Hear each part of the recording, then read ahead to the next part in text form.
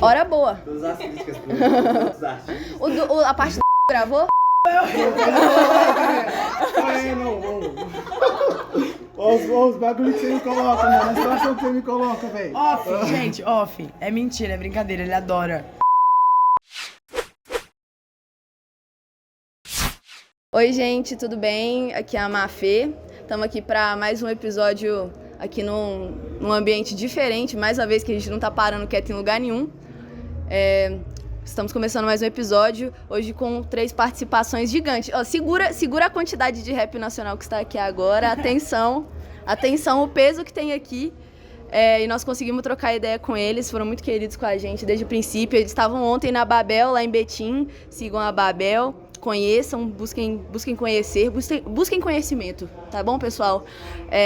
E é isso, bom, vamos começar. Primeiramente, eu gostaria que os 3 se apresentassem, nome, de onde vem, troca essa ideia com a gente aí. Salve, salve, família, satisfação tá aqui, trocando essa ideia com vocês. Eu sou a Nabru, pra quem não me conhece, pra quem me conhece também, Nabru.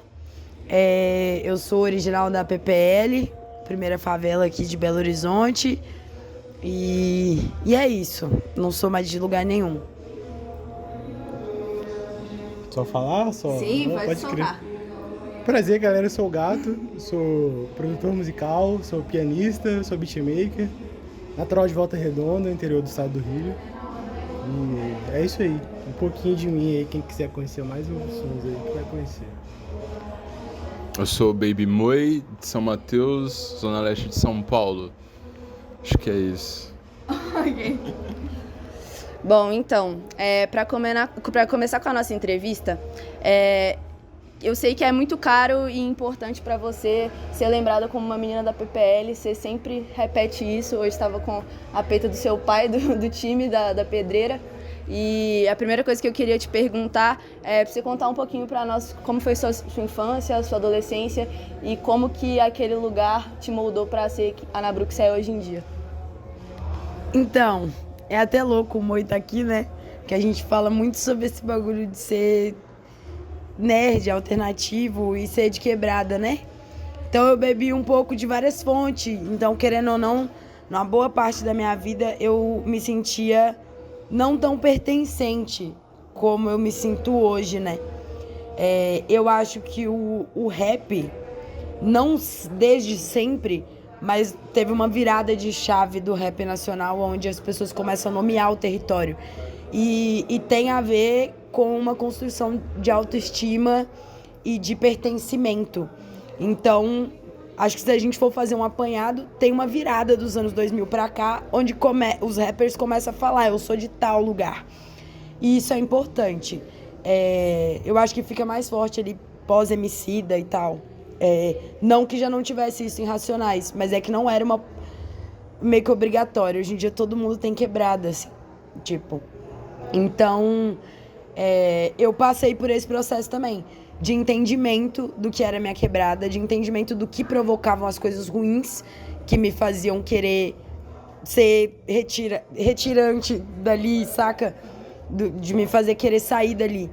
E aí, enfim, eu saí, mudei de estado, fui morar em outro lugar e tal, e aí você começa a pensar mais sobre a origem das coisas, e aí veio uma necessidade de devolução. E pra mim a Pedreira é a favela invisível de Belo Horizonte. Porque é isso, a gente não tem um baile famoso, a gente não tem um DJ, um MC, um negócio, não vende tipo assim, até vende um skunk, um trem, mas nossa onda mesmo é vender crack, né? Então isso faz com que aquele lugar seja a parte oculta pela prefeitura, pelas outras pessoas, pelos os outros bairros, e é uma favela que é resultado do processo de construção de BH, que é uma cidade planejada. Então ali estão as pessoas que vêm dos caras que construíram a cidade com as próprias mãos. E aí é tipo a Ceilândia, né? Acaba ficando invisível. Então, eu acho que a minha devolução é acabar com esse processo de invisibilização. A minha infância foi da hora, eu vivi muitas coisas felizes, brinquei muito, me diverti, mas também tiveram coisas muito ruins que me tornaram uma pessoa meio bruta, às vezes rude, necessariamente arrogante em vários momentos, dizem por aí. Então,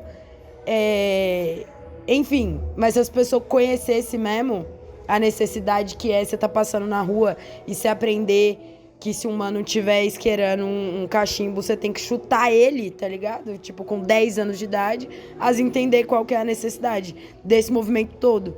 Então é meio que isso. Falei pra caralho já, é porque é muita coisa, né? São 130 e tantos anos de história. Então é coisa pra caralho. Mas essa é a importância. Eu sou muito satisfeita com a minha infância. Não apagaria nada, mas tem coisas que é foda. Enfim, tem dia que é noite. Tipo assim, vamos aproveitar que tá todo mundo aqui. A entrevista, a Mafia tinha escrito como se fosse pra você, que a gente não sabia. Sim, verdade. Mas você citou um ponto que eu acho que é interessante, que, tipo, os meninos vão conseguir contribuir, que é essa parada, tipo, vocês trazem algo que é pra além do estereótipo do rapper, que é muito, tipo, tira muita onda, é gangster o tempo inteiro, só tem que falar, tipo, de armas, caralho. O tira onda pra caralho, gangster.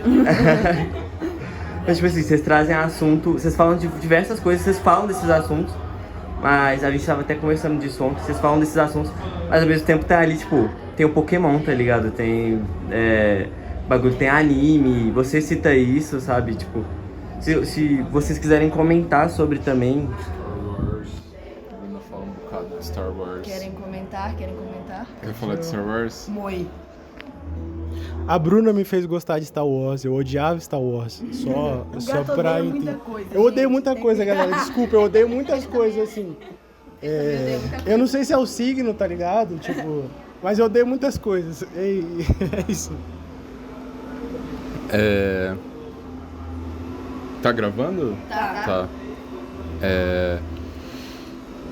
Pô, isso que você tá falando do rap gangster, né? E de fazer essa quebra, assim, pra falar de outras referências. Eu acho que o rap em si, ele já é bem estereotipado, sabe? Tipo, por muitos anos o rap... A nossa referência maior foi Racionais e eles tinham essa marginalização como estética, mesmo que a mensagem não era exatamente sobre isso, saca? E esse estereótipo ficou.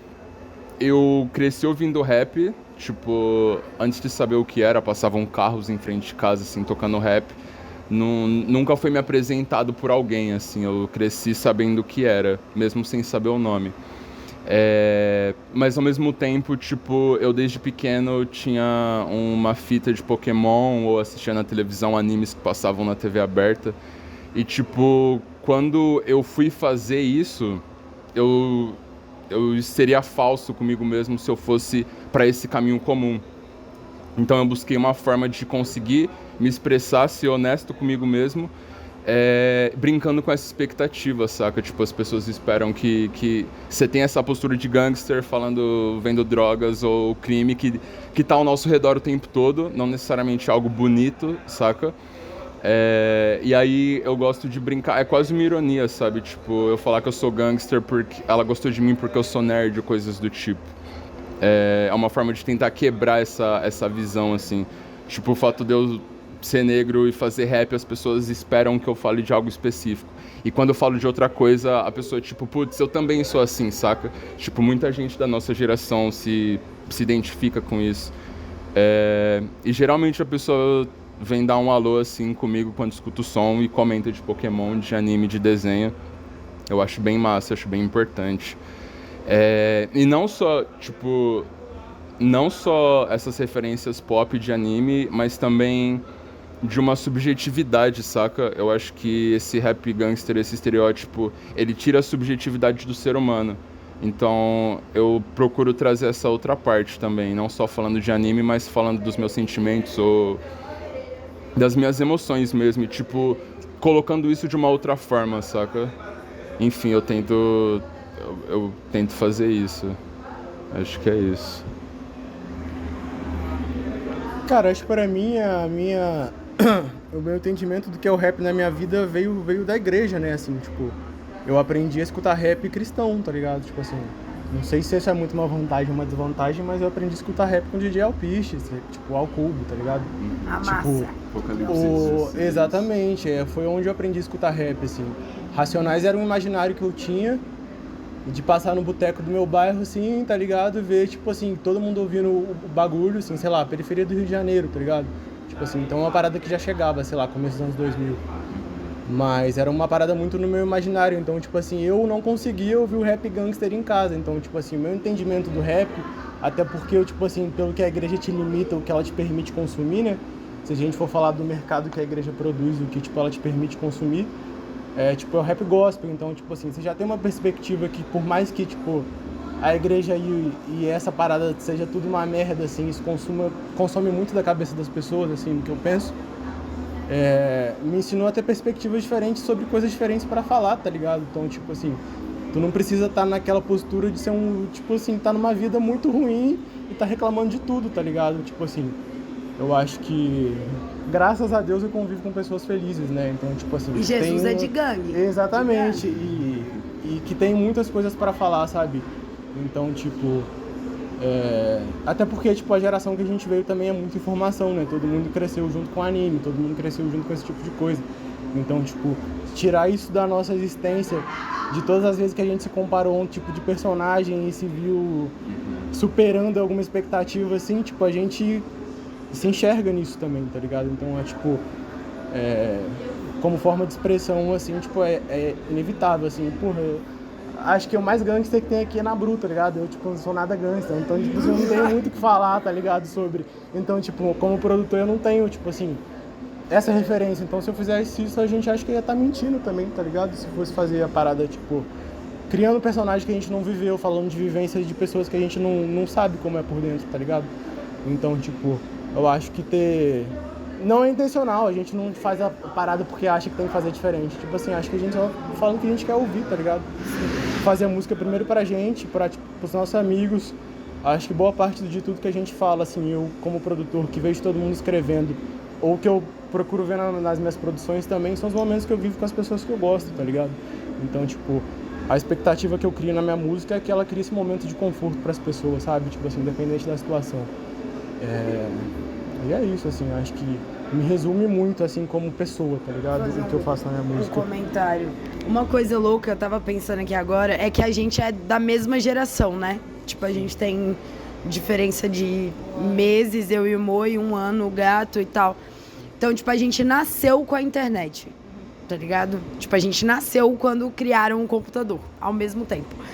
Então, tipo, eu demorei pra ter computador, mas eu frequentava Lan House, tá ligado? Que era R$1 a hora, tá ligado? Dota. E aí, tipo, era muita informação mesmo, chegando e tal. E hoje um cara falou aqui comigo, mano, eu tinha esquecido do Forshared até você lançar aquele som.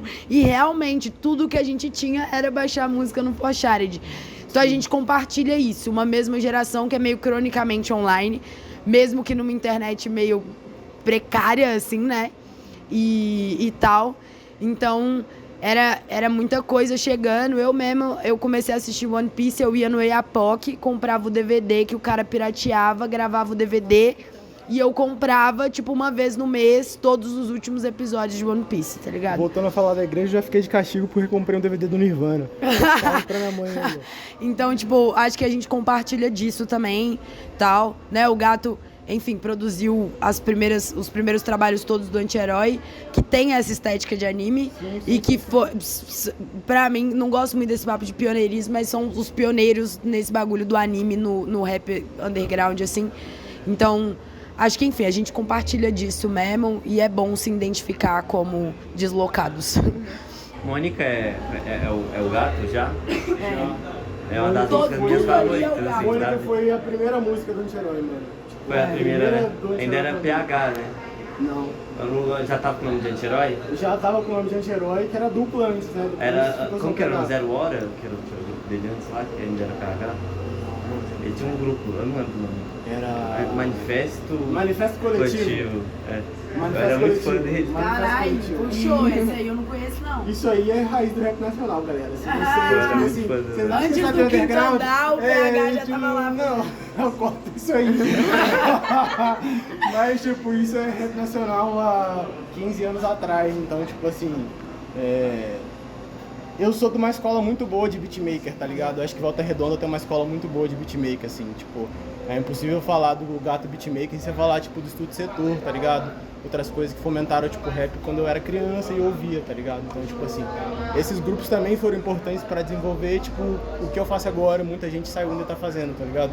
Então, tipo assim, a falácia que o Boom Bap voltou, tá ligado? Tipo assim, é a maior mentira porque o Boom Bap, na verdade, nunca foi, né? Então, tipo, sempre teve gente fazendo, a parada sempre teve aí, tá ligado? Tipo assim, porra... Procurem, galera. Tipo, vocês usam a internet pra quê, tá ligado? Tipo assim, o YouTube vai lá, procura, vocês vão...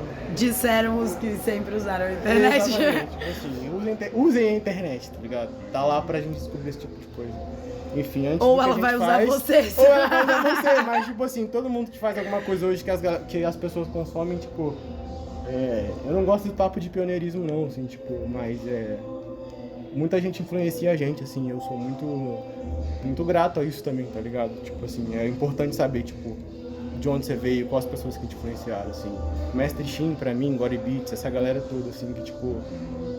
Que eu aprendi a fazer beat ouvindo esses caras, né? Então, tipo assim, é importante falar sobre isso também, porque a gente fala de coisas diferentes, mas a gente tá fazendo nada de novo, né? Então, tipo assim, é sempre essa tecla. A gente não é inovador, a gente não é revolucionário, não estamos fazendo nada. Revolucionário sim, talvez. Mas acho que Inovador não já é é. inovador, acho que não. Mas Tem é muita isso. gente fazendo revolução ainda há muito tempo, né? Então, é isso.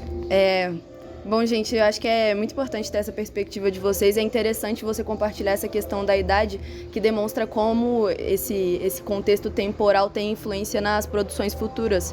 E assim como tem vocês fazendo essa parada, tem pessoas na mesma faixa etária também batendo na tecla desse bagulho, das expectativas que são impostas, as que são aderidas e as que são subvertidas, assim.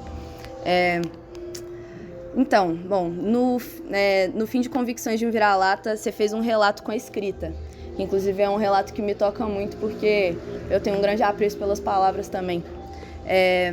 E nesse trecho você diz: as palavras nunca voltam vazias. Às vezes eu escrevo uma palavra e ela parece ser só uma palavra, mas ela volta. Se não voltasse, nós não tava aqui. Eu queria saber como que você entende essa ideia de retorno carregado das palavras e como que isso tem acontecido em Desenredo.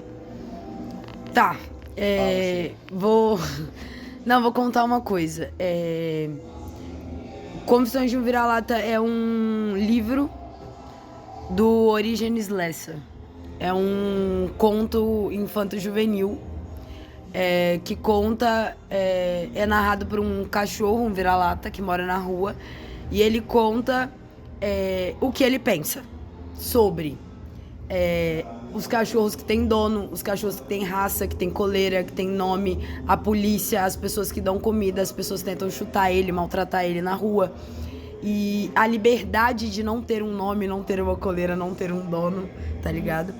E eu li esse livro quando eu era criança, na pré-adolescência. Eu e minha irmã lemos esse livro. Inclusive, a minha irmã foi a única pessoa até hoje que reconheceu e me mandou um salve pra falar: é aquele livro. Então, tipo... Enfim, é um pouco da minha visão da rua. Eu escrevi ela... Eu não escrevo as faixas dando o nome, eu dou o nome depois. Então, quando eu vi que eu tava falando que eu tava de chinelo num dia de chuva na Praça da Sé, as pessoas estavam passando de sapato e tal, eu percebi que eu parecia muito com aquele cachorro daquele livro. As palavras não voltam vazias é um versículo. O Emicida usou isso também. E eu citei ele também e numa outra faixa. E eu cito justamente o álbum onde ele também fala de cachorros. Então, eu acho que tem a ver, mas eu tava muito nervosa com a fase final do álbum e etc. E o meu pai, do áudio anterior, ele falou comigo: eu acho que você tá se esquecendo de Isaías 55:11, que é as palavras nunca voltam vazias. Não, essa é a tradução mais moderna possível, né? Não é isso que tá escrito, mas é isso. E é uma brisa de que nenhuma palavra, todas as palavras têm poder e elas não são em vão, então elas vão voltar de alguma forma. E na semana do lançamento, não no álbum, mas quando eu gravei esse áudio, eu tava pensando muito também em Carolina Maria. Eu entendi, inclusive, que era o meu pensamento sobre ela falando no áudio depois que o álbum saiu.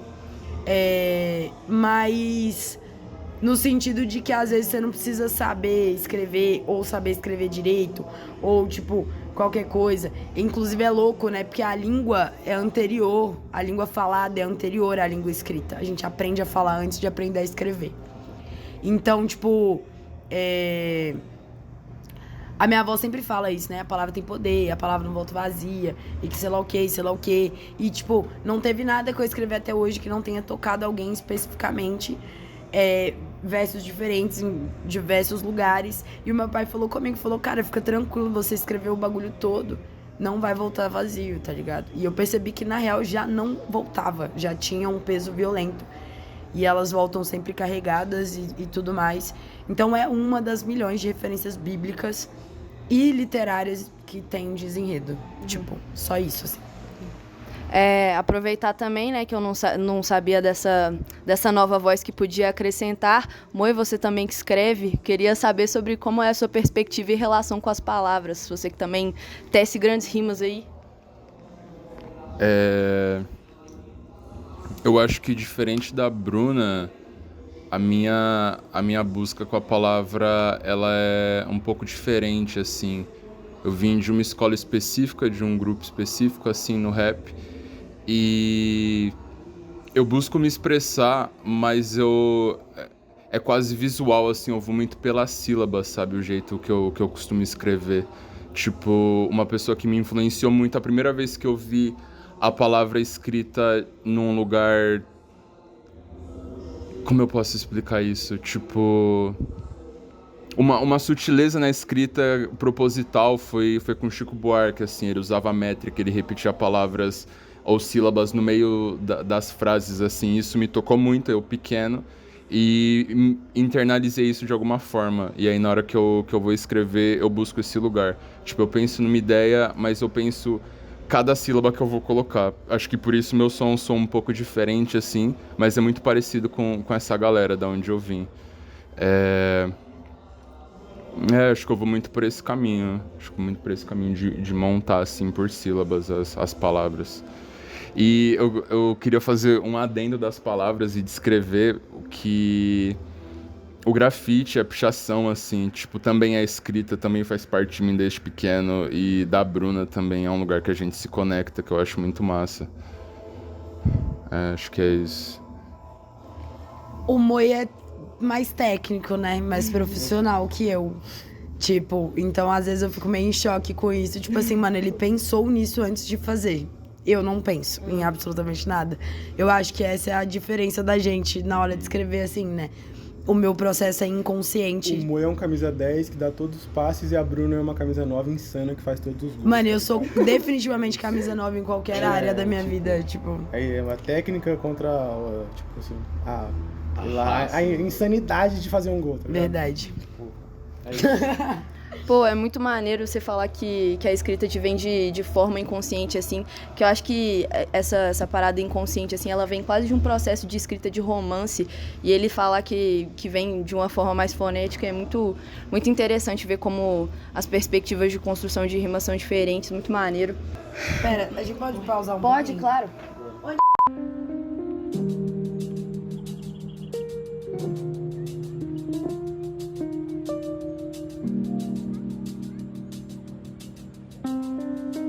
Passarinho urbano nos meios fios da rua. Água da chuva nas canelas imunda, rolando no asfalto. A cidade engolindo o meu coração. Os vermes engolindo a cidade. Os ratos vivendo a cidade que o sol nunca viu brilhar. A cidade que o sol nunca viu. Bom, falando sobre outra linguagem fundamental no rap, na música, para além das palavras na sua obra, eu queria que você falasse um pouco sobre como que você se relaciona com os seus produtores, como que foi o processo de produção de beat, escolha de sample e como que você se relaciona com essa parte. Difícil, o gato me odeia. Eu já falei que ele odeia várias coisas, então é bem difícil, gente. Eu tô sofrendo muito. Vamos fazer uma campanha, hashtag... Brincadeira. Não, eu falei isso na entrevista do Melão.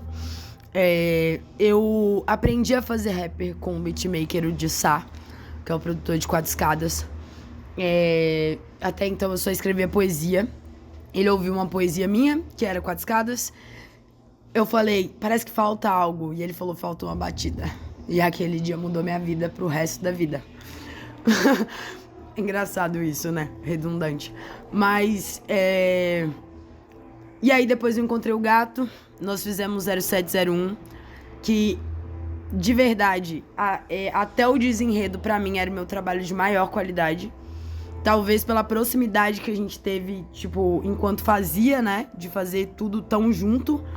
Porque o Marquises, enfim, era muito separado, né? As pessoas e tal. E eu gravei o Marquises lá em Salvador. Pouca gente sabe disso. Mas o Marquises foi gravado no estúdio da Náusea, do Davizeira. E ele tinha acabado de começar a Náusea. E aí a gente gravou o Marquises todo lá em Salvador. Por uma mixaria de dinheiro. E como tudo que a gente fez dá desenredo também, né? Nem teve muito desenredo. Porque as pessoas acham que são mega produções ou que a gente paga pra aparecer nos portais de rap e tal, sei lá o quê. Gente, é milagre, tá? É milagre, é Deus. É esperar com paciência no Senhor. Como já diria minha avó. Mas enfim, voltando aos beatmakers e produtores, que tem diferença, né? Sim, tem diferença. E aí, enfim... Eu até brinquei isso na entrevista com o Melão, que, tipo, eu sou a menina lobo, tá ligado? Tipo, eu não me dou muito bem com rapper, não, entendeu? Nem gosto muito deles, gosto do Moi aqui, às vezes mais, às vezes menos. Mas eu aprendi tudo que eu sei com beatmakers. Eu peço conselho pra beatmaker. Se eu vou mandar as minhas guias, eu mando pra beatmakers.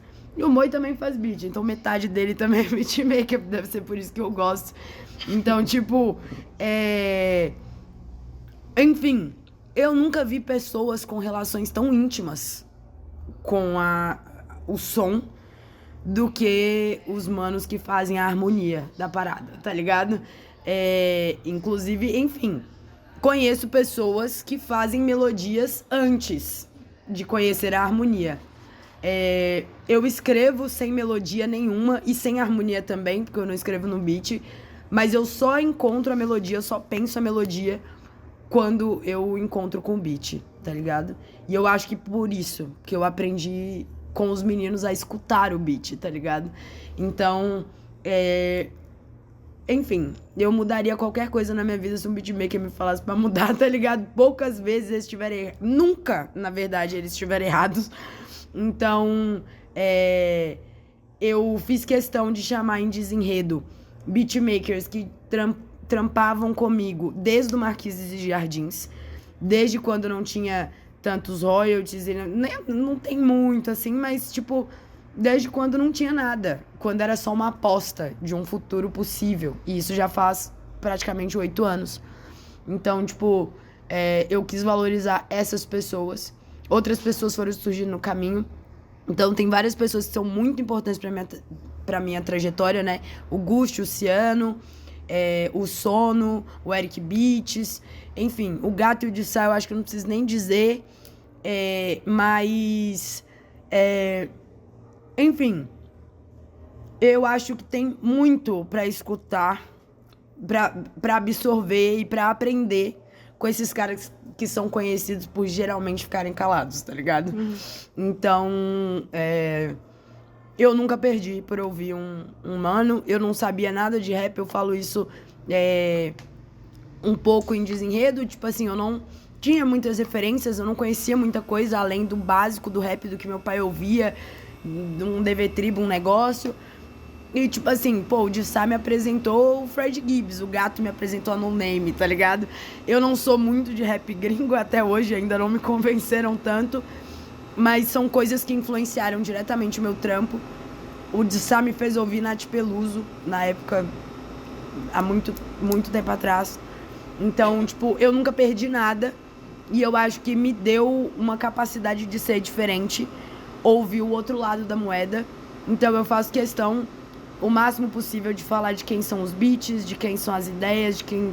Pá, eu escolhi todos os beats de desenredo, as pessoas perguntam muito isso, mas quem montou e pensou a ordem e harmonizou tudo foi o Gato, que fez, além de produzir a maioria das faixas, fez um processo de direção musical de desenredo. E eu acho que isso dá pra ele a superioridade de desenredo na minha discografia. Mas, enfim, eles são multifacetados. E eu não aprendo só sobre música, aprendo sobre cinema, sobre literatura, né? O Gusti me deu um livro, a antologia poética do Federico Garcia Lorca, no meu aniversário, tá ligado? Isso é foda. Então, enfim, ouçam os beatmakers. E eu acho que é isso, tá ligado? Ok. Eu poderia falar pro resto da minha vida. Eu amo todos vocês, beatmakers. Vocês são foda. Meu e-mail tá lá na DM. Gato, caso você quiser fazer alguma ponderação sobre o processo de desenredo com relação à produção de beat. Cara, Pô, mais pertinho. falar de desenredo são 5 anos, né? Então, tipo assim, é muita coisa. Então, tipo, quando se fala do material que tem pra trampar em desenredo também, é um negócio muito doido, né? Então, tipo assim, tu pega só os melhores dos melhores e bota tudo num álbum só, tá ligado? Tipo assim, no mesmo álbum que tu tem, tipo assim, Gucci, Ciano, Sono, Eric Beats, então, tipo assim, meio que, tipo, é uma história de muita gente que tá fazendo uma parada, sabe? Então, tipo, num trampo só. É claro que tipo assim, é muito comum ver esses manos relacionados, sabe? Mas assim, juntos num trampo só, todo mundo no mesmo trampo, é tipo uma parada que não rolou. Faltou gente pra citar, mas assim, exatamente. leia uma ficha técnica. Leia uma ficha técnica, isso é muito importante. Então, tipo assim, de certa forma é um negócio muito fácil, né, de se fazer, porque, tipo assim, eu consigo ouvir todas as minhas referências ali, né, então, tipo, por ser de uma geração próxima, assim, e os caras são as minhas referências, assim, tipo assim, o Ciano é minha referência, o Gucci é minha referência, tipo, é meio que a gente se criou junto, sabe, então, tipo assim, desde, sei lá, 2015, 2016, a gente se ouve no SoundCloud, assim, então, tipo, meio que se criou essa... Eu não sei, cara, eu não tenho uma nomenclatura certa pra isso, sabe? Mas, tipo, meio que a gente soa igual, mas soa diferente. Cada um consegue, tipo, reconhecer o beat do outro, assim. Se tu colocar, tipo, 3 beats diferentes, todo mundo vai saber quem é quem, sabe? Uhum. Tu ouve o Eric, você sabe que é o Eric. Tu ouve o Ciano, você sabe que é o Ciano. Você ouve o Gusto, você sabe que é o Gusto, tá ligado? O CJR, o Devaneio, o Sono. Então, tipo assim, cada um tem uma linguagem muito, muito única de uma mesma coisa, assim. Então, tipo assim, essa galera junto no mesmo trampo é muito doido. E ao mesmo tempo que, tipo, produzir a Nabru é um lance que, tipo, é desafiador porque, diferente de todos os MCs, ela nunca peida pro beat, sabe? Tipo assim, ela encara o beat da forma que ele é, não pede alteração, não pede pra tirar nada, porque, tipo, ela consegue entender justamente o que tá sendo dito no beat, né? Porque, tipo, tem muito disso do beatmaker ser sempre um cara calado e sempre é. Coincidentemente, todos nós somos um pouco mais introspectivo que os outros, né? Mas acho que a gente consegue dizer muita coisa, assim, tipo... Muito dos nomes dos beats acho que tipo tem uma similaridade muito grande do que tu colocou como título de música, né? Eu uso muito os nomes das batidas pra escrever letras, às vezes. Então, isso acontece bastante. Se você já tem esse mapa da emoção que o cara tava sentindo no nome do beat, consegue ouvir o beat, já é uma interpretação que você consegue ter de um ambiente inteiro, assim, sabe? Então, tipo... Trabalhar no desenredo não só como beatmaker, mas como produtor, de tipo, organizar as ordens, saber a hora que a bateria vai entrar, a hora que a bateria vai sair, esse tipo de coisa, sabe? Ou ignorar tudo. Ou ignorar, exatamente. Então, tipo, é algo que é desafiador porque os caras gostam de ser desafiados, né? Tipo assim, tanto a Nabru quanto o Moi que tá aqui, são caras que, tipo assim, a gente não é uma escola muito fácil de lidar também, tá? Tipo, porque todo mundo... que está produzindo também tem muito trampo instrumental. Então, tipo assim, se você for pegar a maioria do trabalho de todo mundo que produziu o desenredo, é instrumental.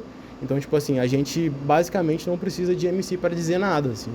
Então, tipo, quando a galera encara rimar nesse tipo de beat que já diz alguma coisa, assim, tipo, é porque algo tá ali, sabe? Eu acho que o desenredo levou 5 anos porque tudo tinha que levar 5 anos, né? A Bruna já falou muito disso em outros momentos, assim. Então, tipo...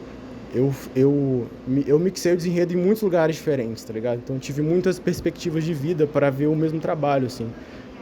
E a gente é muito próximo, a gente é família, então a gente consegue saber o momento que o outro tá vivendo, enfim. E é isso, tipo assim, é um negócio muito, muito, muito, muito íntimo, muito emocional, assim, são laços que são criados há, tipo, muitos anos, então, tipo, 5, 6 anos, sabe? Então, tipo, são coisas... E foi o de Sá que me apresentou o gato no SoundCloud, e a gente Sim, não estaria aqui agora. exatamente, então são, O de tipo... Sá me apresentou o rap no SoundCloud, na real, porque eu uso SoundCloud há muitos anos, mas eu usava pra ouvir funk, só. E aí eu conheci o Moi no SoundCloud. E aí conheci o gato. E aí estamos aqui agora. Mas é isso. Marcha. É isso, gente. Desenredo, ouçam desenredo. Agora tá acabando, hein, gente? Quanto tempo nós temos? Mais poucos segundos. Deixa eu ver. Só abrir seu telefone. Não. Pera aí, não tá com contagem regressiva, não. 1h47. Poucos minutos. Tá, vamos lá. Bom, agora já estamos caminhando para nossa última pergunta, pessoal. Tá sendo muito foda ter essa conversa com vocês. É muito maneiro entender como que as linguagens, elas se complementam, mesmo dizendo por si só. É muito maneiro ter essa perspectiva de vocês que fazem a linguagem sem palavras, né? Mas como as batidas falam coisas, tanto quanto palavras de verdade. Bom, então... uma marca que ocorre fundamentalmente nas suas obras ao longo do caminho é a sua relação íntima não apenas com a palavra, mas com a literatura também. E especialmente a literatura brasileira.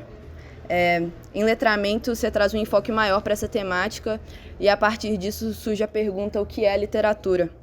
Coisa que você sabe que não é consenso nem na letras. Então, para você, Nabru, o que é literatura? Eu quando faço perguntas fáceis. Eu espero que nenhum professor meu veja isso. Tá longe. Na minha primeira aula de introdução dos estudos literários 1, o professor passou umas fotos de uns bichos dos mais imundos de São Paulo. E ele perguntou se a gente achava que aquilo era texto literário. E eu honestamente pensei, cara, talvez sim, mas muito provavelmente não, tá ligado? Porque a literatura, não vou dizer que é feita pra ler, inclusive porque a literatura não é língua escrita, ela é... Como é que eu posso dizer? É feita pra ser compreendida. A pichação não necessariamente, tá ligado?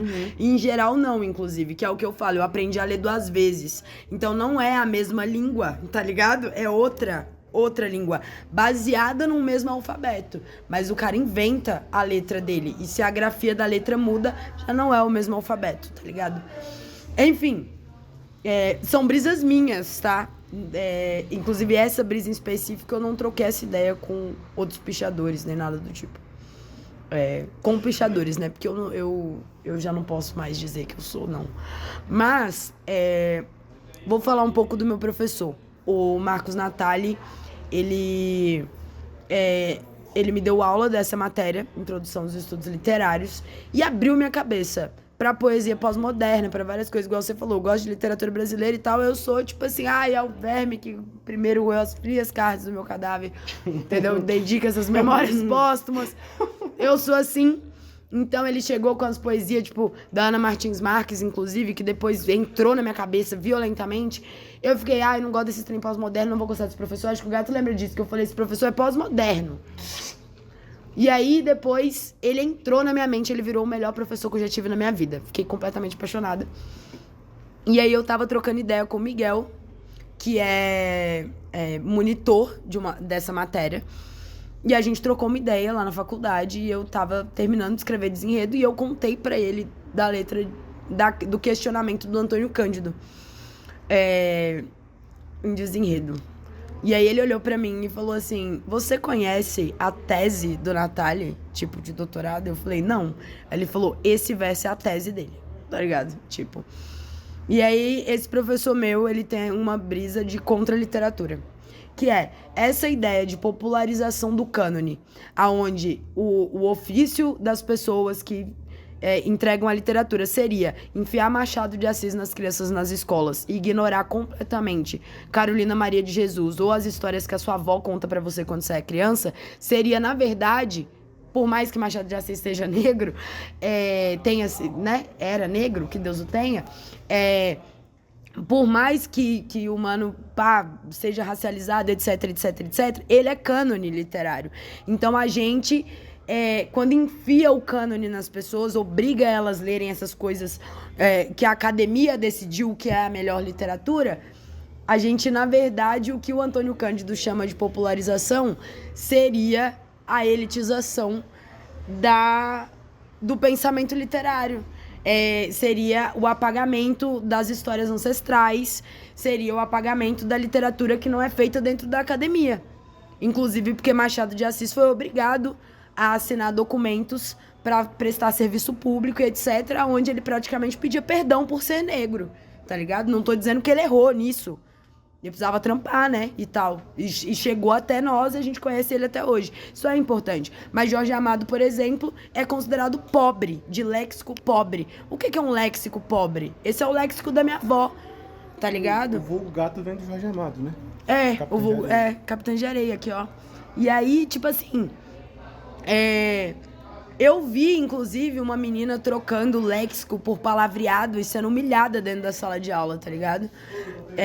Tudo bem, tem um jeito certo mesmo de falar com doutores, né, dentro da academia. Mas, tipo, mano, pro caralho, sabe? Então, tipo assim, o que é a literatura? A pergunta é, o que não é a literatura? Entendeu? É por isso que a gente não tem consenso. Porque eu acho que a gente tá fazendo a pergunta errada, tá ligado? Essa porra toda é literatura. Eu escrevi, leiam, tá, o meu artigo no Gampazan, meu primeiro artigo de análise literária, que é análise literária de letra de rap. Porque rap é literatura também. Tá ligado? E, por exemplo, o Repente é um rap que não foi escrito, tá ligado? E que tem grande relação com o trovadorismo da literatura portuguesa do século, sei lá, 14, tá ligado? Então, tipo, enfim, só que um é considerado literatura e cânone, a gente estuda na faculdade e o outro não. E aí, por quê? Então, eu acho que, tipo assim, o que é que não é literatura, né, gente? Essa porra toda é literatura. E é isso. Leio o Antônio Cândido, mas leio o Jorge Amado também. E o Machado de Assis e a Carolina Maria de Jesus. Porque são formas literárias e não um jeito certo ou um jeito errado. O que eu aprendi com a Natália não existe interpretação certa ou errada da literatura. Existe o seu tipo de leitura. Inclusive, a maioria dos textos não se lê uma vez só, se lê várias. E a gente entende de forma diferente todas as vezes. As minhas músicas, inclusive, elas ganham significados depois de já escritas, tá ligado? E eu acho que isso é literatura. A língua, na real, é um objeto vivo, né? A linguística é a ciência de um objeto vivo, que é a língua. Então, ela vai mudando, tá ligado? E aí, quem achar que o léxico é pobre, entendeu? Dá-se buzai um caminho aí na vida. Que é isso. Então, para além de Jorge Amado e etc., leia um desenredo, mano. E é importante. As pessoas... isso acaba que é uma discussão que a gente só tem, infelizmente, dentro da faculdade e tal. Mas as pessoas... preciso ser disseminado o conhecimento de que literatura não é bagulho escrito. Literatura estava aqui antes da palavra escrita. Então, é importante que essa mensagem seja passada para as pessoas. A gente aprende a falar antes de aprender a ler, tá? Só Exato. Entendeu? Experiência de pai de uma criança de 4 meses que fala muito, tá ligado? Toma, Chomsky, neles. Ela não escreve, mas ela vai. Fala muito. Vem, Sussu, sua vez, pode entrar. Então, é isso, galera. Vamos finalizando por aqui. Vamos só fazer uma pergunta pra todo mundo dar uma participada no final? Tá bom. Quanto tempo tem aí? São 5 minutos. Não, então pra fechar, tipo, a Ana Bru no show deu uma falada sobre a questão do underground e tal. Ele, quando ele quer uma pergunta de 5 minutos, quem de hora. É a última. O cancelamento vem aí. Então, Matheus, o que é? Como aí vocês veem essa questão de underground? Você é o nicho que vocês... Ai, gente, ó, vem me mamando, todo mundo. Faz a fila e tira os dentes, entendeu? É isso que eu acho. Esse é meu posicionamento. Posta lá. É isso. Você quer se posicionar? Mano, caralho. Faça das suas tipo palavras as minhas. Porra, eu diria exatamente que a Bruna... Não que mame falou, o gato né, que ele é tipo assim, casado. Mas eu sou casado. Cara, tipo assim, eu acho que não existe um consenso, assim. Existe um imaginário infantil sobre o underground, sabe? Tipo... Underground não é fazer o trampo pela metade, não é fazer o trampo zoado, tipo assim, tá ligado? E eu nem sei se a palavra se encaixa em alguma coisa, porque eu não sei se é uma sonoridade, eu não sei se é uma galera que só senta junto no recreio pra tomar o lanche, tá ligado? Porque, tipo, E às vezes lo-fi não é parece playlist isso. de YouTube. E lo-fi não é playlist, tá ligado? Então, tipo assim, a gente é meio velho já pra sentar no recreio pra tomar lanche, então, tipo assim, a gente não se vê em nenhum momento levantando... Eu não me vejo em nenhum momento levantando bandeira de underground, assim, né? Tipo, como produtor musical, essa é a minha profissão. Então, tipo assim, quanto mais dinheiro eu tiver, é melhor pra mim, tá ligado? Então, tipo assim, eu não vou romantizar eu ser fudido, sabe? Então, tipo assim, eu acho que... Inclusive, muita gente enfia os pés pelas mãos. E romantiza você porque fazer sem decide grana, tipo não assim. profissionalizar, porque acha que isso faz mais ou menos rua, mais ou menos underground, tá ligado? Tipo assim, você tem um trampo profissional, você tem um trampo estudado, você demorar muito tempo pra fazer algo, você, tipo assim, tentar fazer o lance da melhor forma possível e que soa da melhor forma possível, tipo, acho que deve ser o mínimo pra todo mundo que respeita o que faz, sabe? Então, tipo assim, infelizmente eu vejo que às vezes o termo underground é levado de uma forma não muito séria, assim, tá ligado? Acho que por isso eu abri mão do termo há muito tempo atrás, assim. Porque eu não queria me ver nesse lugar, eu não queria me ver romantizando que tem gente ganhando dinheiro ou não, sabe? Acho que a gente vive num sistema muito fodido, que se a gente tiver que ganhar dinheiro, tem que ser a gente, sabe? Então, tipo assim, eu não me vejo nesse lugar de barganhar nada, sabe? Tipo, porra, a gente quer tocar em festival grande, a gente quer fazer coisas grandes, sabe? Então, tipo assim, não é ser vendido, não é ter esse formato de, tipo, a gente faz um trampo pra ser algo bonito, sabe? Então, tipo, que o maior número de pessoas sejam alcançadas, sabe? Então, tipo, a gente não quer se restringir a essa mesa do recreio, tipo assim. Eu não basicamente. abri mão do termo, nem da vida underground. Então, tipo, mas, o tipo que assim, eu ressignifiquei. O Tá? underground é literatura correndo 80 quilômetros. Esse bagulho de princesa do underground não quer dizer que eu tô mandando, desmandando ninguém, nem porra nenhuma, não. Exatamente. Quer dizer que eu sou da rua mesmo, quem acha ruim me tromba na rua. Já falei, eu vou ficar nervosa com essa pergunta, eu vou começar a falar coisa porque, aqui, tipo assim... daqui a pouco citar nome, entendeu? Vamos... Moi, fala alguma coisa, Moi. Que o Moi é da paz. Eu vou fazer um contraponto aqui, ou ver de uma outra perspectiva. Eu acho que o underground, pra gente, por muitos anos, foi um termo que a gente conseguiu se identificar e se ver representado naquilo. E, tipo, primeiro o contato com o rap, mas o meu rap não é igual àquele rap que eu vejo nas grandes mídias, e me falaram que é underground, e eu gosto das pessoas que estão nesse mesmo lugar, me identifico, e a gente se apropriou dessa parada por muitos anos. E eu acho que hoje, 2025, depois de muitos anos de corre, a gente começou a entender o mercado da música, a música que a gente faz, se profissionalizar, se desenvolver, e começou a encontrar outras coisas para se identificar, sabe? Tipo... eu falo de pós-boom bap nesse sentido, que é um novo boom bap, saca? Sim. Tipo, mas é só a nossa forma de fazer. Mas esse pensamento de profissionalização, que não é só nosso, eu vejo isso acontecer nessa bolha do underground, tem sido muito importante, e assim como a gente se identificou com o underground, a gente se identifica com essa caminhada para um próximo patamar, assim, de profissionalização, de sonoro e tudo mais. E eu acredito, uma opinião pessoal, que Desenredo oficializa essa nova era, digamos assim, pós-pandemia, saca? Da gente entender como funciona o jogo da música e montar um time e se propor a jogar esse jogo, sabe? Pra viver disso e viver bem disso. E acho que por isso a gente vai se distanciando desse termo, assim, que pode ser pejorativo em algum ponto de vista. Mas é isso, o que eles falam sobre o underground é real, tá ligado? Eu concordo, mas olhando desse outro ponto de vista, saca? Eu também concordo, eu amo todos vocês, inclusive, do underground. Por isso que eu quero que vocês, meus amigos, me mamem. Vocês acham que eu não quero? Pessoa que eu não amo, me mame. Eu gosto de todo mundo. Cara, é porque eu acho que, tipo assim, se a gente for falar de contexto do ano que a gente viveu, né? Tipo, início de 2025, final de 2024, assim, não foi só a gente que viveu esse processo, assim. Tipo, as pessoas que a gente convive junto, nossos amigos, também viveram esse processo de profissionalização do trampo, sabe? tipo, a gente consegue ter referências próximas, assim, muito próximas, tá ligado? Tipo assim, caralho, os caras, pô, fizeram isso, tipo assim, e não é tipo, pô, fizeram, sabe, você encontra o cara, depois fuma um, e o cara fala, tipo, mano, conseguimos desenrolar tal parada, eu acho que o caminho é esse, tá ligado? A gente tem tal possibilidade, mas, tipo assim, nunca é pensando num individual, assim. Eu acho que talvez o que se pode aproveitar do underground talvez seja o senso de coletivo, né? São as pessoas que a gente se orgulha de saber que fazem as mesmas coisas que a gente, sabe? Tipo, tu olhar pro lado e ver um brother fazendo, tipo assim, um som que tu admira pra caralho e ver que, tipo, ele chegou, tipo...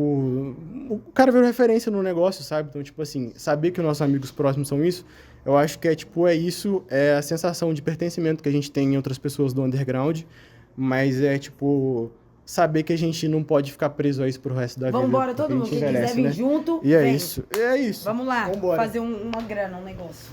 Então é isso, tropa. Depois dessa definição indefinida de coisas não definíveis, a gente vai... Depois dessa massa amorfa.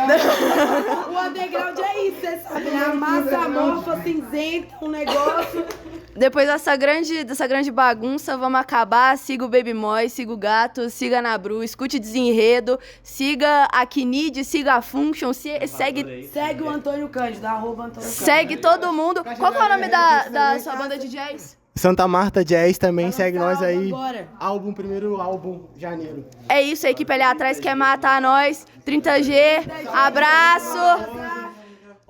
Ouçam também. Ovam. Ovam. Ouçam também Baby Gore Shower 777. Gigante! Ele ama. Gigante! Tchau! Puta que pariu. Gente, muito obrigado, desculpa, viu? Nada, não, foi ótimo. Perdão, foi bom. As perguntas foram boas, eu tava nervosa. Foi bom, então ótimo. Vamos lá pro São Brás. Não seguramos pra não falar mais. Senão o cancelamento já tava ali, ó, na esquina. Não, mano. Ó, perdão, viu, tropa? Foi mal, garrei vocês aí. Escondeu meu capacete. Olha aqui, nós ficávamos. Não tinha nem como atrapalhar, mano.